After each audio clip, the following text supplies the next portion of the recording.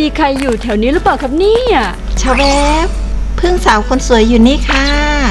พอดีว่าผมอยากรู้จักศูนย์การเรียนรู้เศรษฐกิจพอเพียงเรือนจำชั่วคราวแคน้อยนะครับคุณพึ่งคนสวยพอจะให้ข้อมูลผมได้หรือเปล่าครับยินดีค่ะตามมาเลยนะคะงั้นเพชรสุดหล่อขอไปด้วยคนนะครับติดตามในเพจมาตั้งนานละขอไปด้วยคนดีกว่าแค่นั้นก็ดีจริงๆตามไปซะแล้ว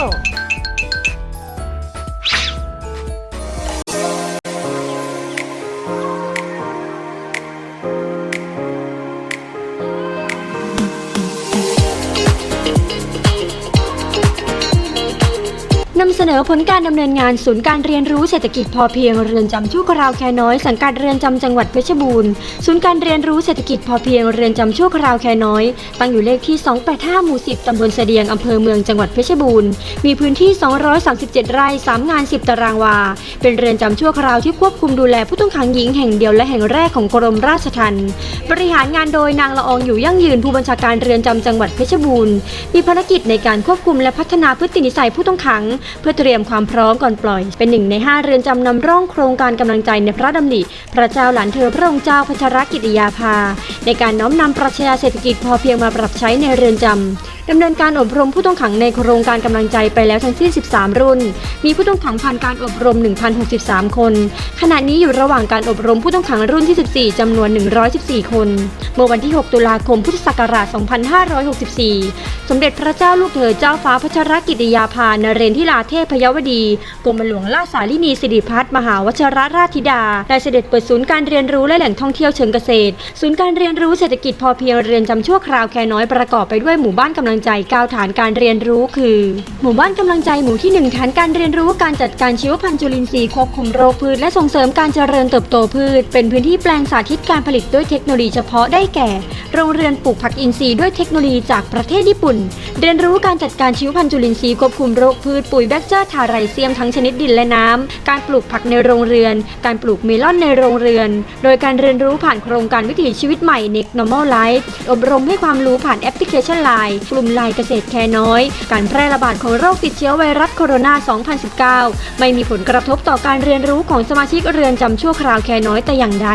หมู่บ้านกำลังใจหมู่ที่2ฐานการเรียนรู้การจัดการผลิตภัณฑ์สารสกัดพืชและจุลินทรีย์กำจัดแมลงมีการทำน้ำแม่น้ำพ่อฮอร์โมนหน่อกล้วยนำไปช่วยฟื้นดินดีระเบิดดินดานเพิ่มความร่วนซุยให้ดินปรับปรุงคุณภาพน้ำในบ่อสัตว์เลี้ยงบ่อน้ำกินน้ำใช้ล้างทำความสะอาดคอกสัตว์ได้อีกด้วยหมู่บ้านกำลังใจหมู่ที่3ฐานการเรียนรู้การจัดการดินปุ๋ยและฟาร์มกระบือชีวิตสราภาพผู้ต้องขังได้ฝึกปฏิบัติจริงตั้งแต่การพัฒนาดินมีการเลี้ยงไส้เดือนเพื่อนำปุ๋ยมาบำรุงต้นไม้และจำหน่ายโครงการชีวิตสราภาพเป็นโครงการดูแลโคและกระบือที่ได้รับการถ่ายชีวิตและมีประชาชนนำมามอบให้เรือนจำชั่วคราวแคน้อยได้ดูแลโดยปัจจุบันมีกระบือจำนวน20ตัวและโคจำนวน3ตัวซึ่งผู้ต้องขังจะได้รับความรู้จากสำนักงานปศุสัตว์จังหวัดส่งผลให้ผู้ต้องขังมีจิตใจดีมีเมตตาเสริมสร้างความเข้มแข็งและอดทนต่อความยากลำบากโครงการแก้มลิงเมื่อปีพุทธศักราช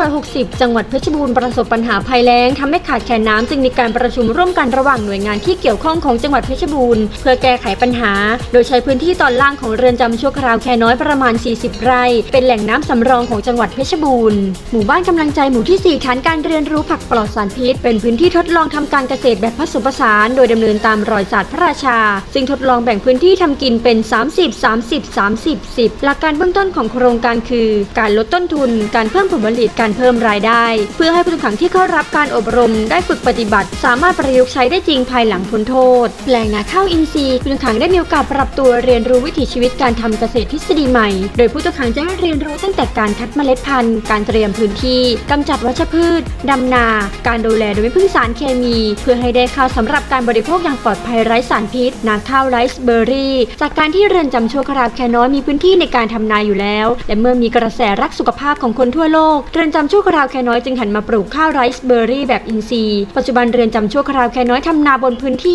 20ไร่ปีละ1ครั้งโดยในแต่ละปีจะมีรายได้จากการจำ ำหน่ายข้าวไรซ์เบอร์รี่ปีละประมาณ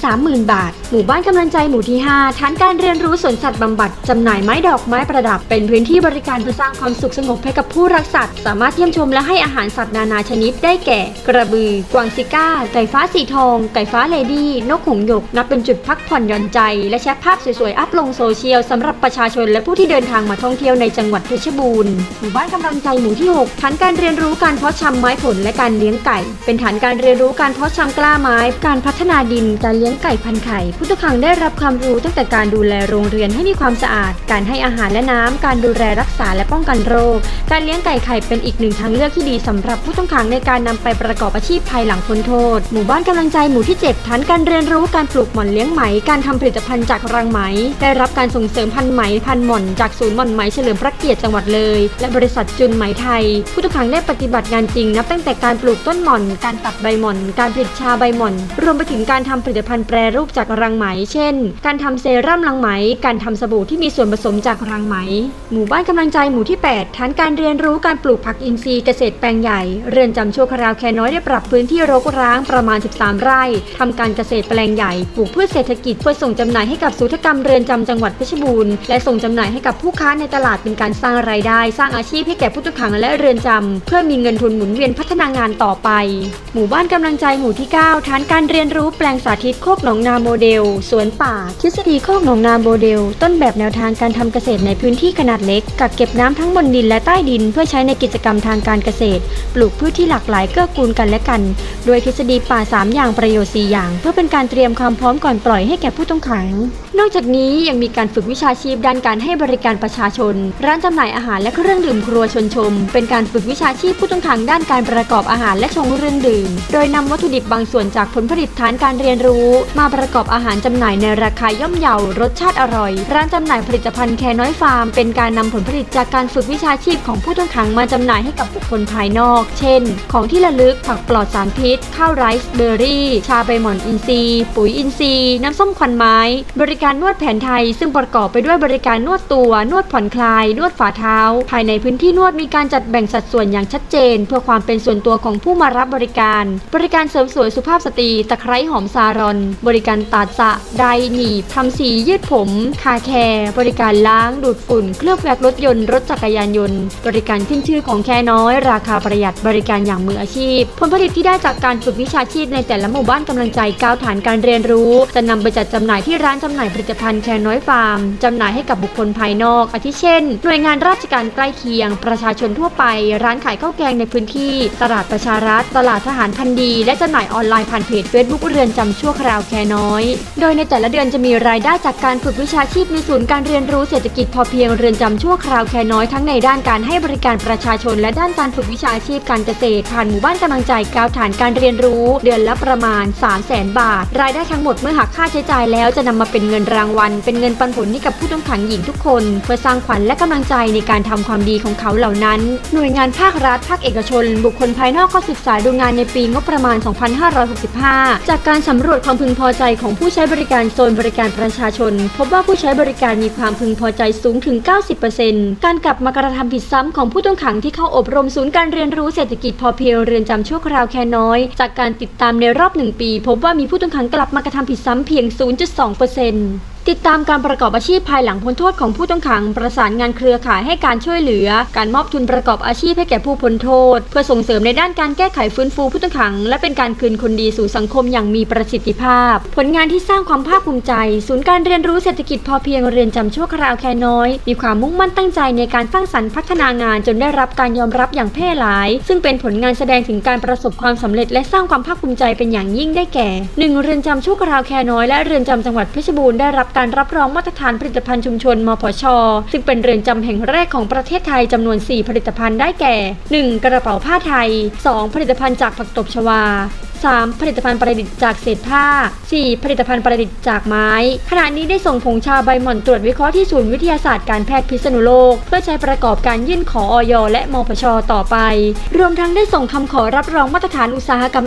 S มกS สำหรับการฝึกวิชาชีพด้านงานบริการจำนวน4งานบริการคือนวดแผนไทยล้างรถยนต์ร้านกาแฟและร้านเสริมสวยเพื่อพัฒนาคุณภาพยกระดับการฝึกวิชาชีพด้านงานบริการให้ดียิ่งขึ้นต่อไป 2. ได้รับการรับรองมาตร ตรฐานเกษตรอินทรีย์กรมวิชาการเกษตรกระทรวงเกษตรและสหกรณ์แหล่งผลิตพืชอินทรีย์จำนวน36ชนิดพืชได้รับรางวัลเรือนจำดีเด่นในโครงการกำลังใจรางวัลที่1ประจำปีงบประมาณ2563ซึ่งผลงานทั้ง3รางวัลที่ศูนย์การเรียนรู้เศรษฐกิจพอเพียงเรือนจำชั่วคราวแคน้อยได้รับเป็นแรงผลักดันให้ศูนย์การเรียนรู้เศรษฐกิจพอเพียงเรือนจำชั่วคราวแคน้อยมุ่งมั่นที่จะพัฒนางานอย่างต่อเนื่องเพื่อให้ได้มาตรฐานครอบคลุมทุกด้านเกิดผลสำลิดในด้านการบริหารจัดการที่ดีและมีเสถียรภาพอย่างยั่งยืนตามวิสัยทัศน์ของกรมราชทัณฑ์ที่ว่าเป็นองค์กรสมรรถนะสูงด้านการควบคุมและพัฒนาพฤตินิสัยผู้ต้องขังแบบมืออาชีพบูรณาการมาตรฐานและนวัตกรรม วันนี้มีความสุขมากเลย นั่นน่ะสิครับ ขอบคุณทุกท่านที่ตั้งใจฟังค่ะ พบกันใหม่โอกาสหน้าค่ะ